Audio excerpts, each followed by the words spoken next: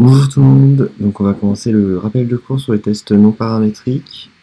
Bon, c'est pas forcément votre cours préféré, donc au début vous êtes un peu comme ça, mais on va essayer d'être clair pour qu'à la fin de ce cours soit votre préféré et que vous soyez comme ça. Bon, c'est parti. Donc les tests non paramétriques sur échantillons indépendants. Donc à se rappeler dans les énoncés, donc ce genre de test, ça ne suit pas une loi normale. On ne compare pas les valeurs directement, mais les distributions des valeurs entre les deux groupes. Et H0, ça correspond à la distribution de la variable, sont les mêmes dans les deux populations. Donc, à bien se rappeler que ces tests-là ne suivent pas une loi normale et qu'on ne compare pas les valeurs, mais les distributions de ces valeurs entre les deux groupes. Donc voilà, donc là déjà qu'on vous a compris ça, c'est bien. Ensuite, donc, le premier test qu'on va voir, c'est le test de rang de Wilcoxon-Whitney. Du coup, ces conditions de validité, c'est NA et NB doivent être supérieurs ou égal à 10. Donc NA et NB, c'est le nombre de sujets dans chacun des deux groupes. Donc comment qu'on fait? On classe les valeurs d'abord par ordre croissant. On note le groupe d'appartenance à chacun, donc groupe A, groupe B. Attribuer un rang à chaque valeur. Si deux valeurs sont identiques, attribuer le rang correspondant à la moyenne des deux rangs. Et on fait la somme WA des rangs d'un groupe, peu importe lequel on choisit. Bon, c'est pas très clair comme ça, donc on va voir un exemple. Donc on va prendre l'exemple du cas de la longueur des cheveux en centimètres entre deux groupes. Donc dans le groupe A, on a des valeurs. Donc c'est le nombre de centimètres de cheveux dans le groupe A, ça c'est le groupe B. Donc avec ces valeurs, qu'est-ce qu'on fait? On va d'abord les ranger par ordre croissant, donc 35, 35,5, 35,8. Après on leur attribue un rang. Donc 1, 2, 3, on les trie quoi tout simplement.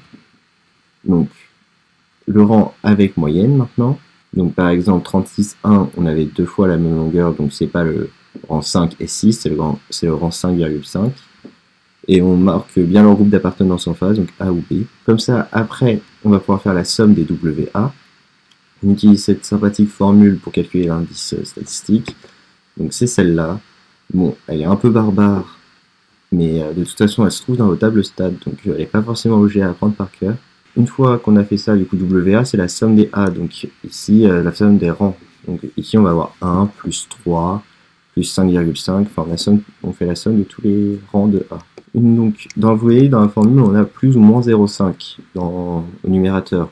Donc, comment on sait si on fait plus ou on fait moins 0,5? Au début de la formule, vous avez WA moins NA fois NA plus NB plus 1 sur 2. Donc, vous calculez ça, seulement cette partie-là. Et si elle est inférieure à 0, cette partie-là, on utilise plus 0,5. Et si cette partie-là est supérieure à 0, on utilise moins 0,5. Donc si c'est positif, on fait moins. Si c'est négatif, on fait plus. On fait l'inverse. Donc là, maintenant, c'est très clair pour vous. Ça, c'est le premier test. Maintenant, on va passer au test non paramétrique dans des échantillons appariés. Donc ça s'appelle le test de Wilcoxon signé. Donc les conditions de validité, là, c'est n supérieur à 15. Mais il ne faut pas se tromper, c'est bien le n après qu'on ait fait la différence des sommes. Parce que quand on fait la différence des rangs, enfin la différence des valeurs, donc DI égale XAI moins XBI, la première, donc si cette différence-là elle est égale à 0, on ne va pas compter le sujet dans le n. Donc même si on avait 17, on peut se retrouver 17 sujets, on peut se retrouver avec moins de 15. Donc il faut faire gaffe à ça, il faut recalculer le n après qu'on ait fait la différence de chaque paire. Donc c'est presque pareil, mais pas exactement. Il y a quand même quelques détails qui changent. Donc pour les valeurs, on calcule la différence de chaque paire. Donc DI égale XAI moins XBI. Donc ça, souvent, vous avez une colonne XAI, XBI. Enfin, vous avez juste à faire la différence de chacun. Ensuite, on classe les valeurs absolues des différences par rapport à 100. Donc on ne tient pas compte du signe si c'est positif ou négatif dans un premier temps. On les classe juste par ordre croissant, sans tenir compte du signe dans un premier temps seulement. Après, on attribue un rang, comme précédemment. Donc là, voilà, c'est ce que je disais. Attention, lorsque la différence est égale à 0, on ne le compte pas et on le soustrait du nombre de sujets n. On attribue un rang, donc 1, 2, 3, 4, 5, dans l'ordre des rangs, quoi, tout simplement. Mais par contre, cette fois, on va faire attention aux signes. Donc si on a une valeur négative au début, donc par exemple au rang 3, il y avait une valeur négative, ça deviendra le rang moins 3. Mais pour le premier classement, on ne tient pas compte des rangs, mais après, par contre, on rajoute un signe négatif devant chaque différence qui était négative. Ensuite, en 5, on fait la somme des rangs positifs, donc le W+, qui est dans la formule. On calcule l'indice statistique avec une autre formule tout aussi sympathique. Cette formule-là, vous l'avez aussi dans votre table statistique. Donc c'est pareil, vous n'êtes pas obligé de l'apprendre par cœur. Que voilà, elle est un peu barbare, mais au final, vu qu'elle est dans la table, c'est pas trop chiant. Voilà, donc c'était tout pour moi, et bonne chance. Salut, du coup on va faire un exercice sur les tests non paramétriques. Donc Milan décide de comparer le nombre d'hématomes après un combat entre les Huns et l'armée des Shang. Déjà, ce qu'on voit, c'est on a deux groupes, les Huns et les Shang. Et ensuite, on va faire deux groupes de 12 combattants chacun, et le camp de Shang et celui des Huns. Donc vraiment, on sépare les deux groupes, et dans chaque groupe, il y a 12 combattants. Donc ça, c'est ce qu'il faut retenir de l'énoncé.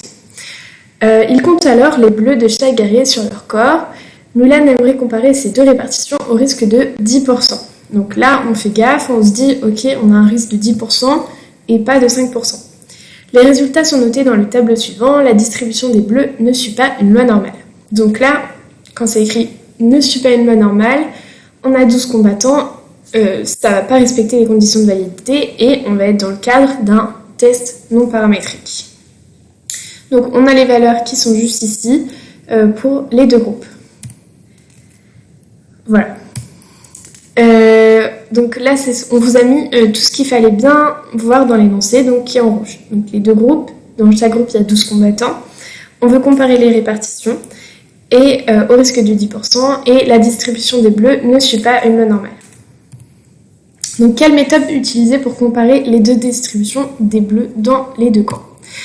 Donc ça c'est ce que je vous ai dit.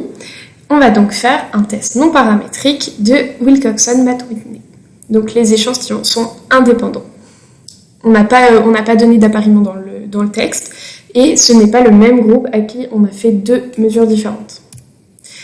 Donc, donner une interprétation de l'hypothèse nulle H0. Ce qu'il faut toujours se dire, c'est que H0, c'est une égalité.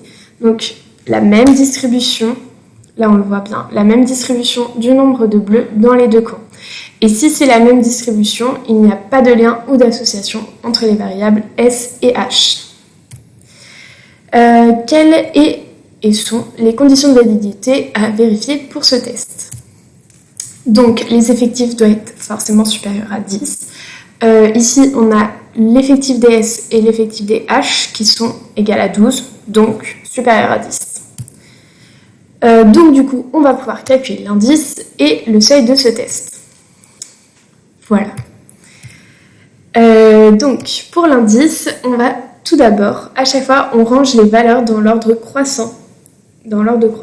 Hop, voilà. Donc là, vous avez en orange pour les 1 et les S qui sont en vert. Donc, on les range toutes par ordre croissant. On s'en fiche vraiment, c'est les deux groupes. Donc là, vous voyez, vous avez tout le groupe. On rassemble les deux. Ensuite, on va attribuer un rang à chaque valeur. Donc, s'il y a ex aequo, on fait une moyenne du rang. Donc, ici, on va faire, ce que vous pouvez commencer à faire, c'est la ligne qui est en dessous. Donc, 1, 2, 3, 4, 5 jusqu'à 24, parce qu'on avait 12 x 2, du coup ça fait 24, donc il y a 24 valeurs. Ça peut aussi nous permettre de vérifier qu'on n'en ait pas oublié une. Ensuite, du coup, si on a deux valeurs qui sont ex aequo, donc par exemple les deux 1 au début, et ben on va faire 1 plus 2 divisé par 2, ça nous fait 1,5.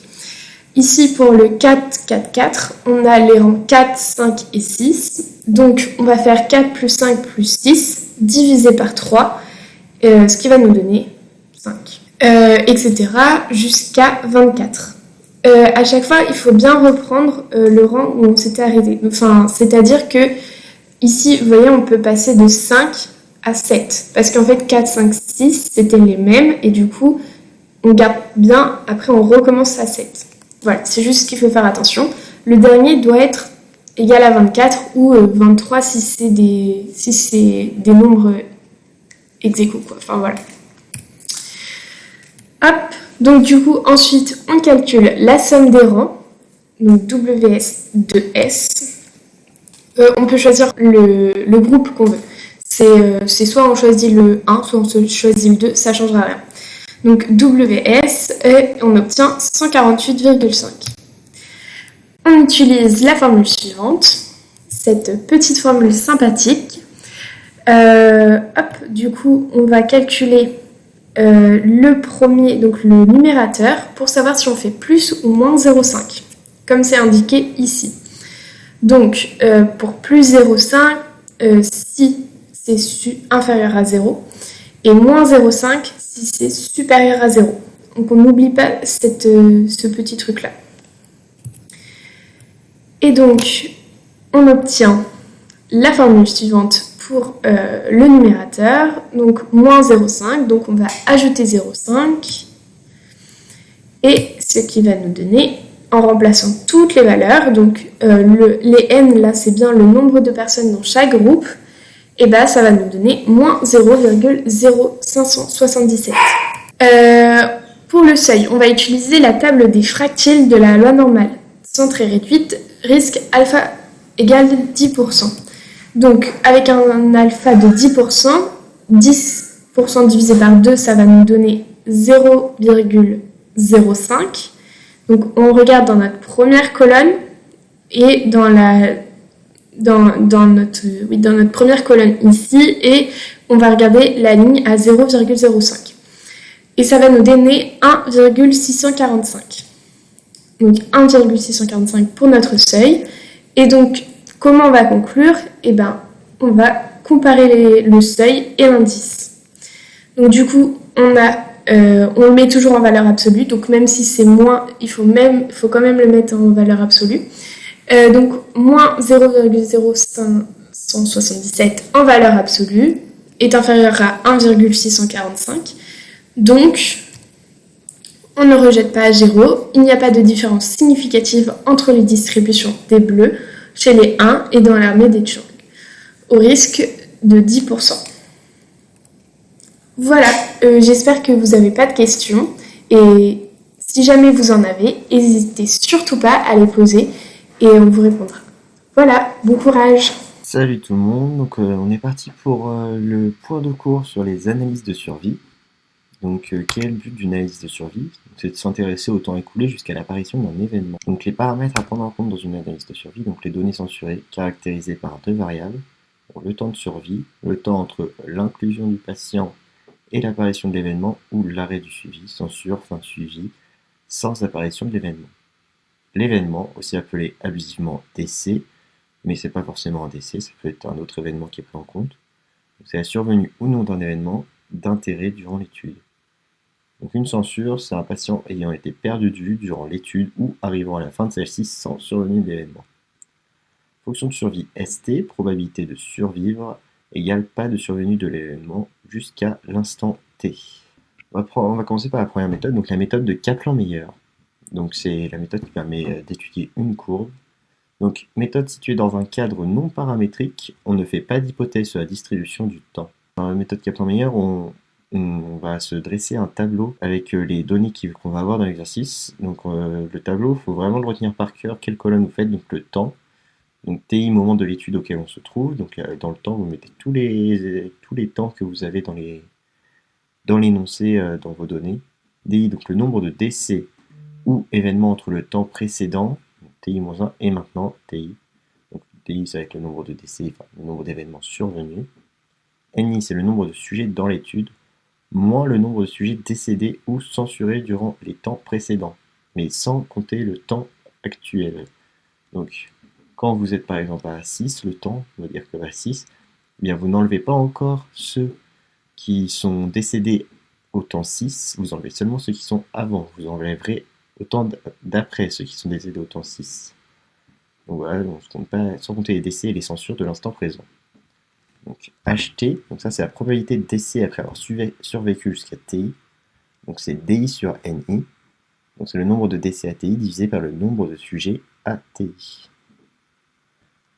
Maintenant il y a une colonne 1 moins HT. Ça c'est la probabilité de survie jusqu'à TI. Donc vraiment ça, faites gaffe parce que quand dans un QCM vous allez avoir quelle est la probabilité de survie jusqu'à 6 par exemple, là c'est 1 moins HT qu'il faut donner. Alors que si on vous demande quelle est la probabilité de décès après avoir survécu jusqu'à 6, là ce sera HT. Donc faites bien gaffe à ça, il ne faut pas se tromper. Donc 1 moins DI sur NI, forcément 1 moins HT. Et ST, du coup c'est on multiplie la fonction de survie du temps précédent par la probabilité de survie. Donc on prend le ST d'avant fois le 1 moins HT. Enfin bref, ça c'est vraiment visuellement, on le voit bien quand on fait un exercice. Donc voilà, donc ce tableau-là bien à retenir. Mais c'est vrai que c'est pas évident, donc souvent on est un peu comme ça quand on tombe sur une analyse de survie. Mais ne vous inquiétez pas, ça va le faire. Analyser les données sur une courbe. Ça va être, on va regarder un peu quand on a une courbe, tout ce qu'on peut apprendre sur cette courbe. Donc les petites barres verticales qui ont été entourées en bleu, ça correspond au sujet censuré. Donc là on a des petites barres verticales, mais ça peut très bien aussi être des crocs ou des ronds, ça dépend totalement de la courbe, donc à bien retenir ça. Quand on a des petits traits, des petites croix ou des petits ronds sur une courbe d'analyse de survie, ça correspond au sujet censuré. Les traits verticaux que je vous ai entourés en orange, ça correspond à la réalisation d'un événement. Donc la réalisation d'un événement par un ou par plusieurs sujets, ça dépend totalement de combien l'on réalisait ce temps-là. Maintenant, l'estimation du taux de survie, donc l'estimation du taux de survie, c'est lu sur l'axe des ordonnées. Donc, par exemple, la médiane, qui correspond à un taux de survie de 0,5, là, on va lire ça, donc 0,5, on va le lire sur l'ordonnée, et la médiane, par contre, ce sera le temps, donc le S de TI, donc la médiane, égale à 0,5, ça, le taux de survie. On lit sur l'ordonnée, et la médiane, on va le lire sur l'axe des abscisses. Quand on a une courbe comme ça, donc c'est une fonction monotone, elle ne fait que descendre. ST ne peut que descendre car plus le temps avance, moins la fonction de survie est grande. Elle est en forme d'escalier car elle est discontinue. On accueille la courbe qui a certes un temps t, pas continuellement. Et quand on a deux courbes comme ça, sur ce schéma, donc par exemple sur ce schéma, on a deux courbes. On veut, par exemple, si on veut comparer le groupe placebo et le groupe traitement, on fait un test du log-rank approché. Aussi, par exemple, donc, je ne sais pas si vous avez bien compris pour la médiane, mais on se met, par exemple, sur ces deux courbes-là, on peut regarder leur médiane, donc à 0,5 à peu près. Hop, on trace un trait à 0,5. Donc pour le groupe placebo, la médiane, on tombe entre 6 et 12. Donc plus vers 6, donc vers 7 quoi à peu près. Mais c'est par là. Et pour le groupe traitement, donc 0,5, hop, on fait un trait vertical et 0,5, on tombe à peu près un peu avant 24, vers 24. Donc voilà, c'est comme ça qu'on a la médiane. Donc, test du log-rank approché maintenant, donc, pour comparer deux courbes de survie. Donc, comment qu'on fait? On refait le tableau vu précédemment, mais cette fois, les cases vont être différentes. On va avoir D de AI, N de AI, D de BI et N de BI. Lors du calcul de HTI, on prend alors le nombre de décès total sur le nombre de sujets total. Donc, on fait DI sur NI, donc ça correspond à D de AI plus D de BI. Sur NI, ce sera N de AI plus N de BI. On a deux cases qui se rajoutent aussi. C'est le E de AI et le E de BI. Donc ça, c'est les effectifs calculés qu'on appelle, mais ils sont équivalents au nombre de sujets dans le groupe correspondant multiplié par H de TI. Donc en soi, c'est N de AI fois H de TI qui correspond à leur valeur. Conditions de validité de ce test sont E de AI et E de BI supérieur ou égal à 5. Donc ça, il faut bien vérifier les effectifs calculés. Ce supérieur ou égal à 5, en soi, ça se rapproche un peu aux conditions de validité d'un test de comparaison de répartition. Bon, alors c'est pas très clair comme ça, mais on va voir juste après le tableau à quoi il ressemble. Donc, le tableau obtenu. Donc on a toujours le temps, ça change pas. Ensuite, on va avoir D de AI et N de AI, D de BI, N de BI. Donc ça va être des données que vous allez avoir dans l'exercice pour rentrer les choses, mais ça marche exactement comme DI et NI.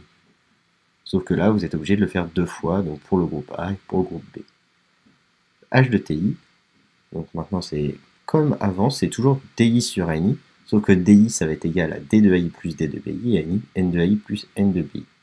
Ensuite on rajoute E de AI et E de BI, on les calcule en faisant N de AI fois H de TI, N de BI fois H de TI. Donc, ensuite qu'on a dressé le tableau, il faut calculer la somme de E total. Donc, en gros, on fait la somme des E de AI et la somme des E de BI. Donc, dans chaque groupe, donc E de AI et E de BI. Ça donne E de A et E de B. Et on applique la dernière formule pour calculer l'indice statistique. Donc, la dernière formule qu'on a juste en dessous. Donc, Q égale D de A moins E de A au carré sur E de A, plus D de B moins E de B au carré sur E de B. Donc, vous voyez, ça ressemble beaucoup à la formule des tests de comparaison de répartition. Donc la somme des deux, quoi, enfin au carré sur l'effectif calculé, c'est très ressemblant. Donc c'est pas très dur à retenir comme formule. Ensuite, pensez à celle qu'on connaît déjà pour la comparaison de répartition et ça rentre très bien. Et là, vous avez tout pour réussir les exercices de Lagrange approché. On est parti pour l'exercice d'analyse de survie. Pas forcément ce que vous préférez, comme vous voyez, vous êtes plutôt comme ça. Bon, en même temps, au concours, je vous conseille vraiment de le faire en dernier parce que s'il y a un exercice d'analyse de survie ou un test non paramétrique, c'est très long à faire. Donc faites-le en dernier histoire d'être sûr de finir tout le reste et ça, vous le faites quand vous avez le temps. Parce que si vous commencez à le faire et que vous n'avez pas le temps de finir le sujet, c'est embêtant. Donc, au début, on avait une courbe, trois questions. Donc, à quoi correspondent les petites barres sur les courbes de Kaplan-Meier? Au bout de combien de temps l'estimation du taux de survie est égale à 0,6? Et quelle est l'estimation du taux de survie au bout de 3 ans? Donc, on va commencer par la première question. À quoi correspondent les petites barres sur la courbe de Kaplan-Meier? Donc, les petites barres, elles correspondent aux censures. Ça peut aussi être des croix ou alors des ronds. Ça dépend de la courbe. Si c'est pas des barres, si c'est des courbes, des ronds, soyez pas étonnés, c'est quand même des censures. Donc au bout de combien de temps l'estimation du taux de survie est égale à 0,6 et quelle est l'estimation du taux de survie au bout de 3 ans? Donc ça on va regarder. Donc au bout d'environ 1 an et demi, donc on voit bien la courbe bleue, enfin les traits bleus qui sont au niveau de 0,6 et ça tourne entre 1 et 2, quoi, donc 1 an et demi à peu près. Il faudra faire attention, il faut bien regarder les unités. Donc ici on est en années, parce que dans le QCM ça peut être marqué par exemple au bout de 1 jour et demi, vous faites pas gaffe et du coup c'est faux. Non, il faut bien regarder, donc là on est bien en années, donc au bout d'1 an et demi. Donc la 3 c'était au bout de 3 ans, du coup l'estimation du taux de survie est entre 0,2 et 0,4. Donc là c'est pareil, sauf qu'on trace la courbe, mais à partir de 3, hop, on remonte la courbe et on va chercher leurs données. Donc, au bout de 3 ans, du coup, l'estimation du taux de survie est entre 0,2 et 0,4. Donc, on étudie pendant 2 ans la survenue de l'événement dépression chez 200 patients ayant des prédispositions à dépression. L'étude compare soit en écoutant la Reine des Neiges tous les matins ou sans l'écouter. Donc on a deux courbes là, on a en écoutant la Reine des Neiges chaque matin la courbe du haut et sans écouter la Reine des Neiges la courbe en dessous. Le choix d'écouter ou non la Reine des Neiges a été tiré au hasard pour chaque patient, les résultats sont présents sur la figure suivante. Quelle est la médiane de survie dans le groupe sans écouter la Reine des Neiges? Et quel est le test à utiliser pour comparer ces deux courbes? Donc la médiane de survie, on se met 50%, donc enfin 0,5, donc ici c'est 50%. On trace un trait et on regarde quelle est la médiane de survie. La médiane de survie, donc c'est le trait bleu, on trace un trait donc à 50%. Là on croise la courbe, on descend et c'est entre 16 et 20 mois. Et pour la deuxième question, quel test utilise-t-on pour comparer ces deux courbes? Donc quand on a deux courbes et qu'on veut les comparer, deux courbes de survie, on utilise le test semi-paramétrique du log-rank approché. Maintenant, le nombre de patients tombant en dépression observée et calculée sous H0 est de 71 et 60,2. Pour les patients sans écouter la Reine des Neiges, et 42 et 52,8 pour les patients en écoutant la Reine des Neiges chaque matin. Maintenant, on veut savoir quelle est la valeur de l'indice statistique mesurant l'écart sous H0 et que veut-on en conclure. Donc là, on vous demande de faire un test du log-rank approché et on vous donne directement les valeurs des effectifs observés et des effectifs calculés. Donc, quand vous voyez ce genre de questions, vous n'êtes pas forcément content parce que c'est un peu galère au début, mais au final, après, une fois qu'on a bien compris qu'est-ce qui correspond à quoi et qu'on connaît la formule, il n'y a aucun souci. Donc, Q égale dA moins EA au carré sur EA moins dB moins EB au carré sur EB. Donc, je vous l'avais dit dans le diapo sur le cours, ça ressemble beaucoup à la formule d'une comparaison de répartition, donc c'est pas très dur à retenir. Avec dA et dB qui sont les effectifs observés et EA et EB qui sont les effectifs attendus ou calculés, c'est la même chose. Donc là, on les donne directement. Donc, on a Q égale à 71 moins 60,2 au carré sur 60,2, moins 42 moins 52,8 au carré sur 52,8, qui nous donne 4,15. Donc, on compare cet indice statistique à la valeur seuil qu'on retrouve dans la table du Ki2, à alpha égale 5%, ça nous donne donc 3,841. 4,15 c'est supérieur à 3,841, donc on conclut que les résultats montrent une association significative entre écouter la Reine des Neiges ou ne pas l'écouter, et le délai pour déclencher une dépression. Dans ce cas-là, il fallait mieux tirer dans le groupe écouter la Reine des Neiges chaque matin, car sa courbe se situe au-dessus, et donc comme sa courbe se situe au-dessus, il y a un meilleur taux de survie sur cette courbe-là. Et après ce diapo, maintenant vous avez tout compris sur les analyses de survie. Salut, je m'appelle Noah et je vais vous présenter un rappel de cours sur les enquêtes épidémiologiques. Donc déjà, on va voir quelques définitions qui sont assez importantes pour le cours, pour la suite, quoi, pour la compréhension. Donc déjà, on va voir la définition de l'épidémie. Donc c'est le nombre inhabituel de cas d'une pathologie dans une population donnée à un temps donné. Pour la définition d'épidémiologie, c'est l'étude de la distribution des déterminants des problèmes de santé dans les populations humaines. On applique ça à la prévention. Donc il y a trois types d'épidémiologie possibles. Donc l'épidémiologie descriptive, qui évalue la fréquence des maladies. La seconde, c'est analytique ou étiologique, c'est la même chose. Ça identifie les groupes à risque, les modes de transmission et les causes des maladies. Et pour finir, l'évaluative, donc qui identifie l'impact des mesures d'intervention en santé. Donc voici quelques formules qui sont très importantes. Donc on a d'abord l'incidence instantanée, donc qui se nomme I. Donc c'est le nombre de nouveaux cas M+ sur le nombre de personnes suivies non-cas, personne temps. Et c'est quoi une personne temps? C'est la somme des temps d'exposition de chaque sujet, le temps pendant lequel le sujet est sain. Le taux d'incidence, donc le taux d'incidence ça se nomme TI, c'est le nombre de cas incidents, petit m, sur personne temps, on vient de voir au-dessus. Et le taux d'incidence, ça mesure la vitesse d'apparition de la maladie. Et on sait aussi que l'intervalle de confiance, c'est le taux d'incidence, plus ou moins Z alpha sur 2, racine carrée de M, donc nombre de cas incidents, sur PT, mais cette fois-ci c'est au carré. Il faut bien faire attention. On a aussi la prévalence, donc qui se nomme P. Donc c'est le nombre de sujets malades M+, sur le nombre total de sujets, donc le nombre de malades et de non malades, M+, et M-. Et on sait aussi que plus il y a de nouveaux cas, plus la prévalence augmente. Et là, attention, on va avoir une petite différence entre le taux de mortalité et le taux de létalité. Donc ça, il faut bien remarquer. Donc le taux de mortalité, c'est le nombre de décès sur le nombre de sujets total, donc M+, et M- en même temps. Alors que le taux de létalité, c'est le nombre de décès sur le nombre de sujets malades, donc M+. Donc ça, il faut bien faire attention. Pour les intervalles de confiance, donc pour la prévalence, on a l'intervalle de confiance qui est égal à P0 plus ou moins Z alpha sur 2, racine carrée de P0 Q0 sur N. Et on sait que var de P0, c'est P0 Q0 sur N. Pour l'incidence, par contre, on a IC est égal à TI plus ou moins Z alpha sur 2, racine carrée de var de TI. On sait que var de TI est égal petit m, donc le nombre de cas incidents encore une fois, sur PT au carré comme vu précédemment. Pour les études cas témoins, qu'est-ce que c'est? C'est une démarche rétrospective. Il y a deux groupes, un des cas et un de non malades, donc les témoins. Et là, attention, on étudie bien plusieurs facteurs, mais une seule maladie. On ne peut pas calculer la prévalence ni l'incidence de cette maladie, mais on peut calculer la prévalence des expositions. Donc je vous ai mis un petit tableau pour essayer que vous compreniez bien où se placent les les lettres, pour ensuite mieux comprendre les formules à venir. Donc par exemple, en prenant A, on voit que A, c'est quand on est exposé et malade. Alors que quand on prend D, on n'est pas exposé et on n'est pas malade. Alors pour l'indicateur d'association, c'est le rapport de Cotes, donc RC, et on fait A fois D sur B fois C. Donc attention à ne pas se tromper dans le tableau parce que sinon on fausse tout si on se trompe de lettres dans le tableau. Alors pour la formule de l'intervalle de confiance à 95%, c'est IC 95% ln de RC est égal à ln de RC plus 1,96 racine carrée de var de ln de RC. Et on voit juste en dessous que var de ln de RC, c'est 1 sur A plus 1 sur B, plus 1 sur C, plus 1 sur D. Et on va voir juste après que justement cette formule d'intervalle de confiance, c'est exactement la même que pour l'étude de cohorte, à la place qu'on change un seul paramètre. Vous allez voir. Donc pour la cohorte, il y a aussi deux groupes. Donc un exposé au facteur et l'autre n'est pas exposé.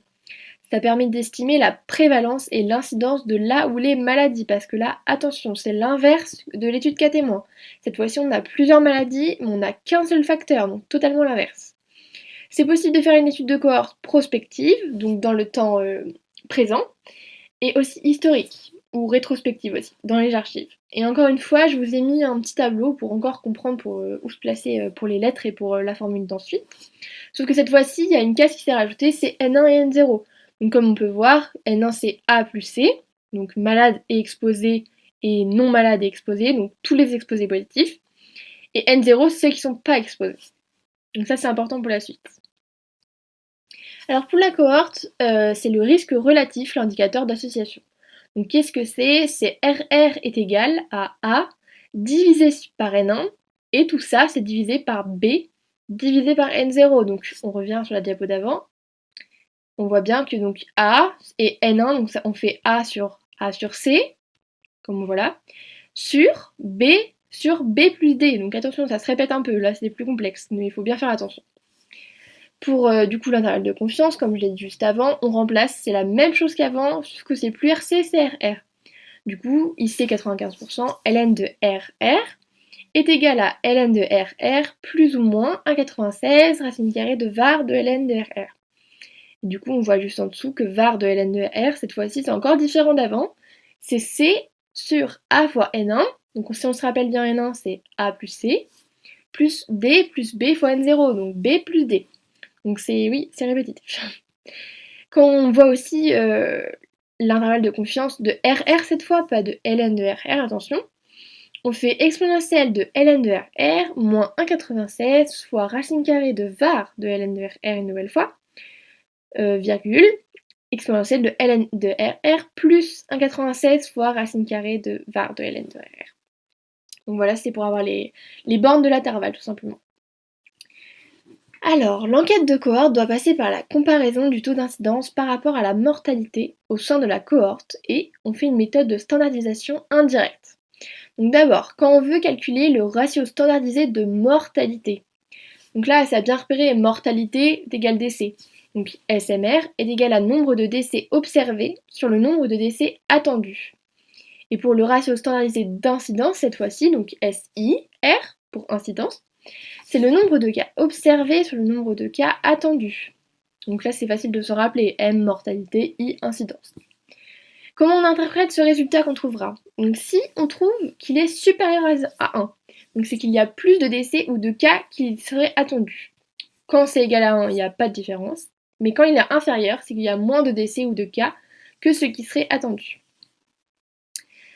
Concernant les études transversales, c'est pour étudier la présence ou pas d'une maladie à un instant T. Donc ça permet tout simplement d'évaluer donc la prévalence, mais par contre pas l'incidence ni le taux d'attaque.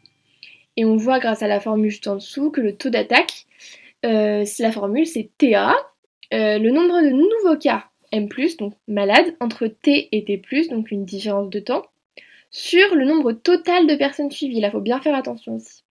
Comment on interprète les risques? Donc le SMR, le SIR, le RR et le RC. Donc si le risque est égal à 1 et l'IC inclut 1, il n'y a pas de liaison. Donc en gros, on se dit 1, pas de liaison. Si le risque, l'intervalle est supérieur à 1, c'est un facteur de risque. Donc moi, comment je me rappelais? Imaginons, je dépasse une vitesse, donc je suis supérieur, je prends un risque. Donc voilà. Et si le risque et l'intervalle est inférieur, donc c'est un facteur protecteur. Alors, les deux types d'erreurs en épidémiologie. Il y a tout d'abord l'erreur aléatoire, donc c'est un manque de précision tout simplement. Il y a aussi l'erreur systématique, donc c'est quoi? C'est une distorsion dans l'estimation liée à la présence de différents biais qui peuvent être de trois sortes. Donc on a les biais de sélection, ça c'est quand l'échantillon n'est pas du tout représentatif, les biais de classement ou d'information, lors de la collecte d'informations, et les biais de confusion lors de l'analyse de données. Maintenant, on va voir les mesures d'impact potentiel. Donc on a vu avant que R, c'était la mesure d'association de l'étude, donc RC pour le cas témoin et RR pour la cohorte. Quand ce résultat est supérieur à 1, on fait la fraction de risque attribuable, donc FRA. Donc c'est quoi? C'est PE fois R-1 sur PE fois R-1 plus 1. Donc là c'est facile parce que en gros c'est pareil en haut et c'est pareil en bas, sauf qu'en bas on rajoute plus 1. Et PE c'est quoi? C'est la fréquence d'exposition dans la population pour une cohorte ou chez les témoins dans l'institut de cas témoins. Quand R est inférieur à 1, c'est une fraction préventive, donc FP, et c'est encore plus simple que FRA, c'est égal à PE fois 1 moins R. Donc là, c'est la proportion de cas inévitables grâce à l'exposition étudiée. Donc voilà, merci de m'avoir écouté. Salut à tous, moi c'est Diana et donc aujourd'hui je vais vous présenter des exercices sur l'épidémiologie. Donc c'est parti! Donc première question concernant les critères de causalité dans les études. Donc là je vous laisse mettre pause si vous n'avez pas fait la question et que vous voulez la faire maintenant, parce qu'après on va passer à la prochaine diapo et il y aura les réponses. Du coup c'est parti. Item A, ce sont les critères à interroger pour définir si l'association repérée est de nature causale. Donc ça c'est vrai, c'est la définition des arguments de causalité. Item B, le critère de temporalité induit que la maladie doit précéder l'exposition. Ça c'est faux, en fait c'est l'exposition qui doit précéder la maladie. Parce que, en gros, si l'exposition arrive avant la maladie, il y a une association entre la maladie et l'exposition. Mais si l'exposition arrive après la maladie, du coup, il n'y aura aucun lien entre la maladie et l'exposition, c'est logique vu qu'elle arrive après. C'est pour que la relation soit causale, la mesure d'association doit être faible. Ça, c'est faux aussi. En fait, la mesure d'association doit être élevée pour que la relation soit causale. D, ce sont des critères statistiques de causalité.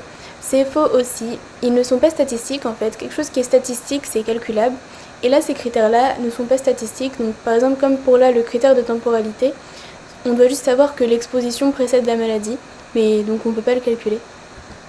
Ensuite item E, la spécificité de l'association pour une certaine maladie fait partie de ces critères. Donc ça c'est vrai, en fait la spécificité de l'association ça veut dire que l'exposition est associée à une seule maladie et pas à plusieurs maladies. Et donc dans ces arguments on a aussi la force de l'association, la temporalité, la relation dose-effet et la plausibilité biologique. Voilà. Donc ensuite on passe à un exercice, donc ici je vous laisse pareil mettre pause si vous voulez lire l'énoncé maintenant. Du coup c'est un exercice sur le roi lion avec Simba et ses amis Pumba et Timon. Et du coup, je vais juste vous lire les éléments importants. Donc c'est une étude sur 342 animaux. Donc il y a un groupe de malades et un groupe de non-malades. Et donc on veut étudier l'association entre le fait de tomber malade et le fait d'être exposé ou pas. Donc ici l'exposition c'est le fait de consommer des vers gluants mais appétissants. Donc ici on obtient un tableau. Donc on a le groupe de malades et donc parmi les malades on voit qu'il y a 39 animaux qui ont consommé des vers, donc qui sont exposés, et 75 qui ne sont pas exposés. Ici, parmi les non-malades, on a 48 qui sont exposés et 180 qui ne sont pas exposés. Donc ici, on a toutes les questions sur cet exercice. On passe tout de suite à la question 1. Donc la question 1, de quel type d'étude épidémiologique s'agit-il? Donc c'est une enquête cas témoins. Donc comme on a vu dans l'énoncé, on a un groupe de malades qui sont les cas et un groupe de non-malades, les témoins. Et donc on compare le taux d'exposition, donc ici l'exposition c'est le fait d'avoir consommé des vers, entre le groupe de malades et le groupe de témoins. Donc en gros on leur demande s'ils ont consommé des vers ou pas, et donc comme ça on peut comparer les taux d'exposition. Donc il ne faut pas confondre cette étude avec l'étude de cohorte. Donc dans l'étude de cohorte en fait c'est un groupe d'exposés et un groupe de non exposés, et donc on observe ces deux groupes sur un laps de temps et on voit si ils tombent malades ou pas. Donc comme ça on peut comparer les malades dans le groupe d'exposés et les malades dans le groupe de non exposés. Donc du coup, enquête cas témoins c'est un groupe de malades et un groupe de non malades, et cohorte c'est un groupe d'exposés et un groupe de non exposés au début. Deuxième question, quel est l'indicateur calculable parmi l'incidence de la maladie, la prévalence de la maladie et la prévalence d'exposition? Donc ici dans une enquête cas témoins, on compare les expositions entre les malades et les non malades. Donc comme on compare les expositions, on peut calculer la prévalence d'exposition. En soi, on pourrait calculer la prévalence de la maladie, mais il est inutile de le calculer car elle est fixée par l'étude. Donc on a déjà de base le nombre de cas et le nombre de témoins, donc le nombre de malades et de non malades. Donc ça sert à rien de le calculer. Et on ne peut pas non plus calculer l'incidence de la maladie. Troisième question, quelle est la mesure d'association à calculer pour cette étude? Donc ici, la mesure d'association, dans une étude cas témoins, c'est le rapport de côte. Si vous voulez un petit moyen mémotechnique pour vous en rappeler, donc étude cas témoins, on a un C et un T ici qui sont en violet. Et rapport de côte, pareil, un C et un T qu'on retrouve dans côte. Du coup, on peut comme ça s'en rappeler, comme il y a le C et le T qui reviennent. Et donc pour l'étude de cohorte, ce sera le risque relatif, la mesure d'association. Donc ici on reprend le tableau qu'on avait dans l'énoncé, et on peut ajouter un A, un B, un C et un D dans cet ordre-là, parce que en fait le tableau ici, il faut toujours que ce soit dans cet ordre-là. Donc une ligne avec les malades, une ligne avec les non-malades, une colonne avec les exposés et une colonne avec les non-exposés. Donc si vous avez un tableau différent par exemple qui est donné, il faut le retransformer pour obtenir un tableau comme ça. pour pouvoir mettre les A, B, C, D dans cet ordre-là et ne pas se tromper dans la formule. Donc on retrouve ici rapport de côte, donc en fait on fait un espèce de produit en croix, donc on prend A fois D et B fois C, donc ça fait une petite croix, et donc on obtient 1,95. Ensuite il faut calculer l'intervalle de confiance pour cette étude, donc ici on a la formule de l'intervalle de confiance qui est ici, donc comme c'est un intervalle, en gros là on va avoir un moins et là on va avoir un plus, il faut bien retenir cette formule. Donc ici pour pouvoir le calculer, il faut calculer le var ln RC car on ne l'a pas. Ici on a le RC, c'est le rapport de côte qu'on a calculé juste avant. Du coup le var ln RC, dans le cas d'une étude cas témoin, c'est 1 sur A plus 1 sur B plus 1 sur C plus 1 sur D. Et on obtient 0,065. Donc dans un rapport, dans un risque relatif, si on avait une étude de cohorte, la formule pour l'intervalle de confiance est la même, cependant la formule pour la var ln rr du coup sera différente. Donc il faut bien ne pas les confondre et bien retenir les deux. Et donc ici on peut juste remplacer par les valeurs numériques. Et donc pour le RC on avait 1,95 et pour le var ln RC on a 0,065. Et on obtient un intervalle de 1,18, 3,21. Ensuite, la conclusion, on a tous les calculs pour pouvoir répondre à cette question. Pouvons-nous dire qu'il y a une association significative entre la maladie et l'exposition? Donc ici, petit rappel de cours, pour affirmer qu'il y a une association significative entre la maladie et l'exposition, on doit avoir un risque, donc rapport de côte ou risque relatif supérieur à 1, et un intervalle de confiance supérieur à 1, ou alors les deux inférieurs à 1. Donc quand on dit intervalle de confiance supérieur ou inférieur à 1, il ne faut pas du tout que la valeur 1 soit comprise dans l'intervalle pour que ça fonctionne. Et du coup ici on a bien un risque supérieur à 1, donc on avait 1,95 et un intervalle de confiance supérieur à 1, donc on voit bien il ne comprend pas la valeur 1, donc il y a une association entre la maladie et l'exposition, donc on peut dire que c'est probablement un facteur de risque. Et donc ici c'est un facteur de risque car comme les deux sont supérieurs à 1, il y aura significativement plus de personnes qui seront dans le groupe de malades qui ont été exposés que de personnes exposées dans le groupe de non-malades. Dernière question, peut-on calculer la fraction de risque attribuable? Donc, pour pouvoir calculer la fraction de risque attribuable, il faut avoir établi que l'exposition était un facteur de risque significatif. Et donc ici, on avait bien établi ça dans la question précédente, donc on peut calculer la fraction de risque attribuable. Ici, on a la formule de cette fraction de risque attribuable. Donc elle tombe pas très souvent au concours, mais il faut quand même le retenir parce que vous pourriez l'avoir cette année. Donc ici avec cet exercice, vous allez savoir le calculer. Donc ici dans cette formule, la PE ça correspond à la fréquence d'exposition chez les témoins. Donc la PE en général ça correspond à la fréquence d'exposition dans la population générale, mais du coup dans une étude de cas témoins, c'est la fréquence d'exposition chez les témoins. Pour le calculer, on prend les témoins exposés sur le nombre total de témoins. Donc avec le tableau, ici on a les témoins exposés, il y en a 48, et le nombre total de témoins, on fait 48 plus 180, on obtient 228 et on obtient une PE de 0,21. Et donc on peut ensuite calculer la fraction de risque attribuable en remplaçant la PE par ce qu'on vient d'obtenir et le rapport de côte par toujours 1,95 et on obtient une PE de 0,17. Donc si vous vous demandez à quoi ça sert la PE, parce qu'il pourrait y avoir des questions de cours sur ça, donc la PE, pas la PE, la fraction de risque attribuable, donc en fait c'est l'importance du risque pour la population. Donc par exemple, plus la fraction de risque attribuable d'une exposition est élevée, plus il est important de travailler sur l'exposition pour prévenir la maladie. Donc plus l'exposition en gros est importante. Et voilà, c'est enfin fini et du coup je vous souhaite bon courage pour les prochains exercices et à bientôt. Salut à tous, alors moi c'est Lucie et on se retrouve aujourd'hui pour parler des essais cliniques. Alors les essais cliniques c'est quoi? Donc le principe en fait c'est que on va comparer deux groupes, un groupe expérimental et un groupe témoin qui est en fait le groupe contrôlé. Donc en fait ces deux groupes ils doivent être comparables sur tous les points sauf sur le traitement qu'ils reçoivent forcément. Et donc du coup, ils doivent être contemporains, c'est-à-dire vivre au même moment, être constitués du même type de malade et traités dans les mêmes conditions. Donc pour qu'ils soient comparables, en fait, on va utiliser la randomisation. La randomisation, c'est le tirage au sort. Ça permet d'assigner tous les sujets à un groupe. Donc du coup, la double aveugle, c'est la meilleure méthode pour garantir le maintien de la comparabilité tout au long de l'essai. Mais sinon, après, on a aussi différentes méthodes.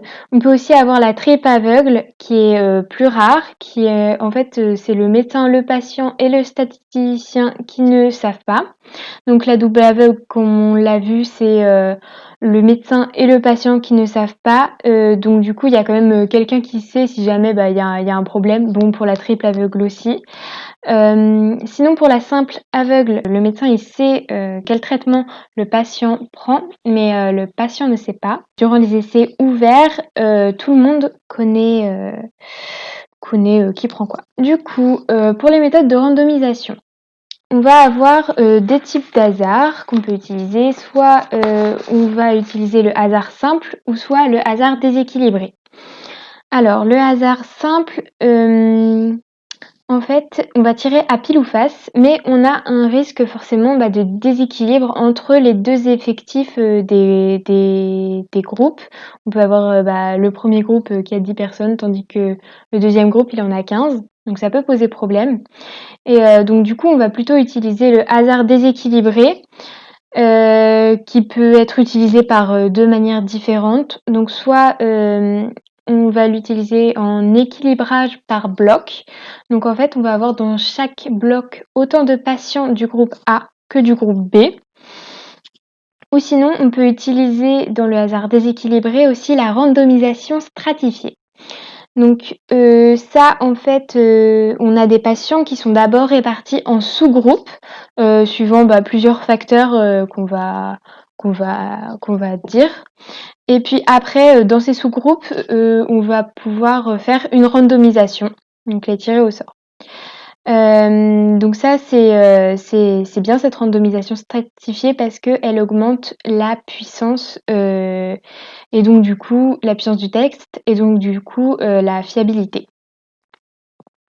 Sinon, le prof, il peut aussi vous demander pendant le concours de calculer le nombre de sujets nécessaires pour une étude.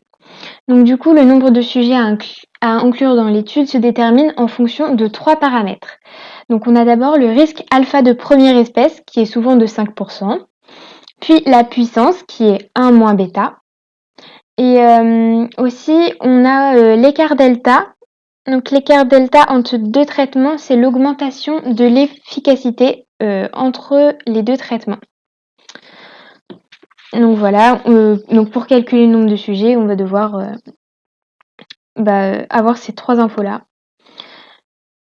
Donc là, on a les formules qui sont différentes suivant si on doit comparer des pourcentages ou des moyennes. Donc la première formule, c'est le calcul du nombre de sujets pour comparer deux pourcentages. Donc pour chaque groupe, donc oui, il faut bien faire attention, le N, c'est pas le N total, mais c'est l'effectif dans chaque groupe. Donc c'est Z alpha sur 2 plus Z bêta au carré, enfin le tout au carré, fois P de A fois 1 moins P de A plus P de B fois 1 moins P de B, le tout sur delta au carré. Donc on a P de A qui est égal à P de B plus delta. Et P de B, c'est l'estimation du pourcentage de succès du traitement de référence. Donc voilà, et les Z, ils sont lus au niveau de la table des fractiles de la loi normale. Et sinon, pour le calcul de N pour la comparaison de deux moyennes, donc pareil, N c'est pour chaque groupe, il est égal à Z alpha sur 2 plus Z bêta au carré fois 2 fois la variance ou l'écart type au carré sur delta au carré. Du coup, on va passer aux exercices. Alors, dans l'exercice 1, donc la question c'est parmi les items suivants, quelles propositions et ou sont correctes? Alors, l'item A. Lors d'un test en triple aveugle, le directeur de l'hôpital sait. B. Lors d'un test en simple aveugle, le médecin est informé. C. Lors d'un test en double aveugle, le médecin est informé. D. Lors d'un test en simple aveugle, le patient sait.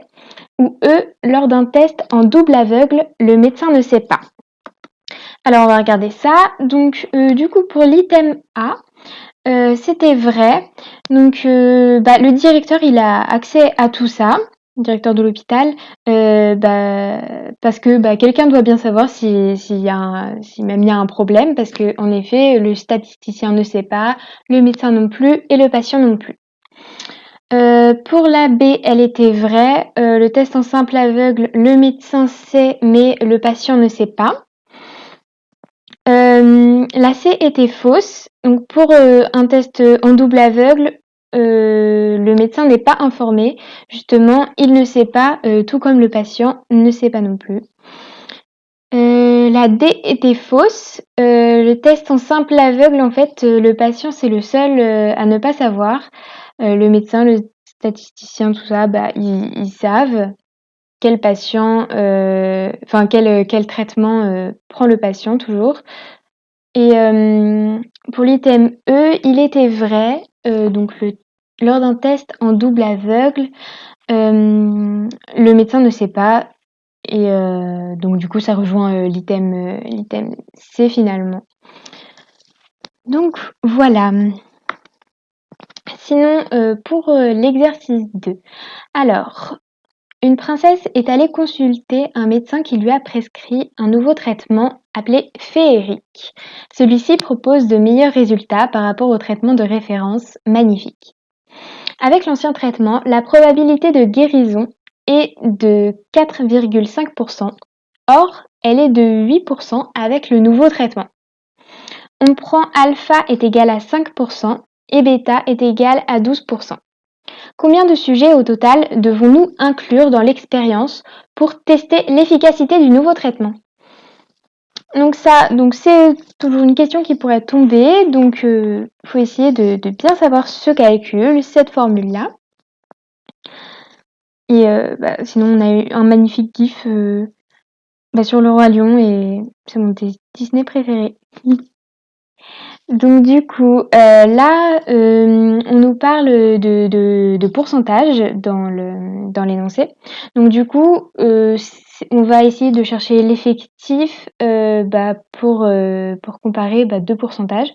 Donc du coup, c'est la formule n est égal à z alpha sur 2 plus z bêta au carré fois p de a fois 1 moins p de a plus p de b fois 1 moins p de b sur delta au carré. Et donc voilà, il faut bien penser donc que c'est le n dans chaque groupe. Donc du coup, voilà. Donc là, on va essayer de retourner les formules. Donc on sait que p de a est égal à p de b plus delta. Et donc du coup, on va avoir delta est égal à 0,08 moins 0,045. Et donc, la delta qui est l'augmentation de l'efficacité du nouveau traitement, c'est égal à 0,035. Donc du coup, voilà, on va essayer de remplacer toutes ces petites valeurs dans la formule. Et aussi, on a une valeur qu'on doit chercher, c'est z bêta. Donc z bêta, tout comme z alpha sur 2, finalement, on les trouve dans les fractiles de la normale. Mais z alpha sur 2, comme là, le risque alpha c'est de 5%, on a l'habitude. Et donc du coup, le z alpha sur 2, c'est égal à 1,96. Mais le z bêta, on n'a pas l'habitude de le chercher.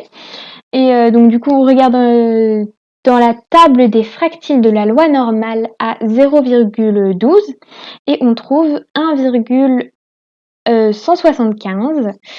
Donc du coup, on peut mettre tout ça dans la formule, ce qui nous donne n pour chaque groupe est égal à 935,28.